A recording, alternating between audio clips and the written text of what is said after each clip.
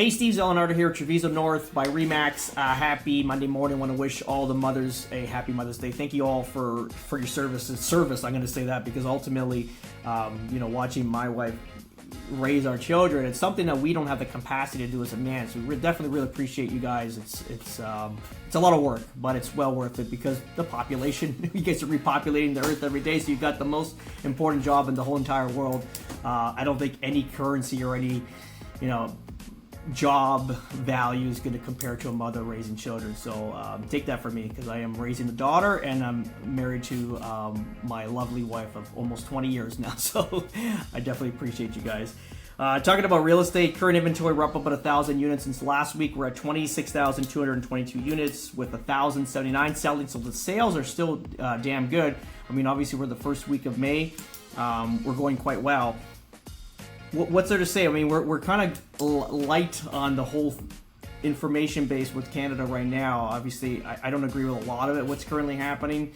We're hoping for the best, clearly. We're hoping with these oil deals that go through. I know the Keystone pipeline was scrambled between Biden and Trudeau. They tore it up, but I know there's a new route coming through, and actually Trump has signed off on the permit. So hopefully that oil starts flowing into the United States and starts bringing wealth back into Canada, which would be great news for Canadians, clearly, to spike up that economy. We have, 18,000 job loss last month, which is not great for such a small population, clearly. But, yeah, that's pretty much it. I mean, regarding our real estate business up north, it's going quite well. Obviously, the prices are not where they were, and they won't be.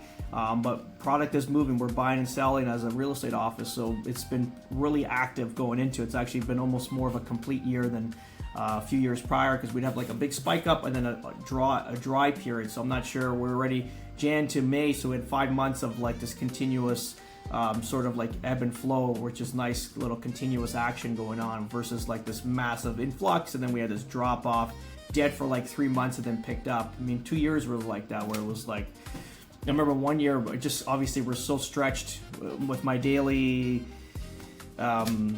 meetings, appointments, and blah blah blah. So it's just like something, especially when we first got down here, I couldn't pay attention too much to some details. Now I'm having more time to do stuff, but it was like, I remember it was like 3 months we didn't do a deal. I didn't even realize it. I just kept watching the bank account, the general account, and the operating account rather than the real estate company just keep dropping until there was needed to be supplemented from a holding company. I was like, what happened? And then you start to look at the big blank period.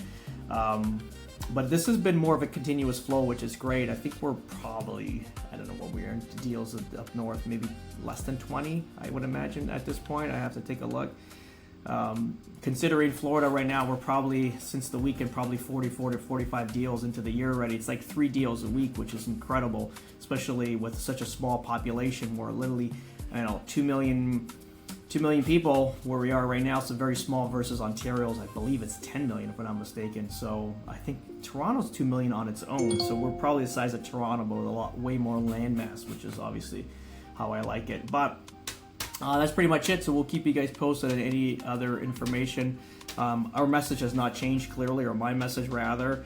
Like, if you're in trouble, sell and rent. I think that's going to be the message going forward because I don't see the values coming back anytime soon. So we know we got some people holding on, and again, I just, it doesn't make sense to me. I give you an example. Like, again, this is like a small example, but it's like, it is what it is. When you don't take advantage of it, when you know that there's a potential for things happening and you don't take action on it, is when you get burnt. And we're going to a country concert on Thursday. Ella Langley is going to be here at the Hertz Arena in Estero. She's a great singer. It's like a headliner. Last year the tickets were like $200.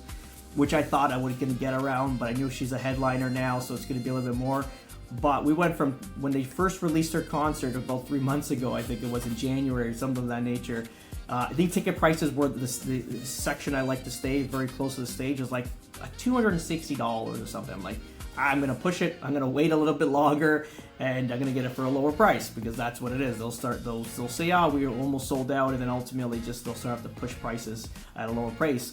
So 260 went to 300 to 320 to 340 to 350 to 380 to 400. I'm paying 440 a ticket, and I had to lock in because I was afraid those things are going to be at $500. But again, that was my greed and mentality where I thought it was going to get cheaper or less expensive going forward, and I made a huge mistake where I should have just locked them in when they first got released, because that's probably their most vulnerable point where they don't know how many of these tickets are going to sell. Once the weeks pass on and this thing is selling like hotcakes, clearly they're going to keep the prices up higher and keep them raising because they know people are going to buy them like I just did. So that was a lesson learned for me as well, and I think I can transfer that experience into everything we're doing, especially in real estate and business. Is like take your opportunity when you can, because if you wait and think that things are going to get better, especially in Canada, then you're basically really rolling the dice, and you don't want to get burnt. I've paid more, you're going to lose more. It's a different situation. So that's pretty much it. Have a great week,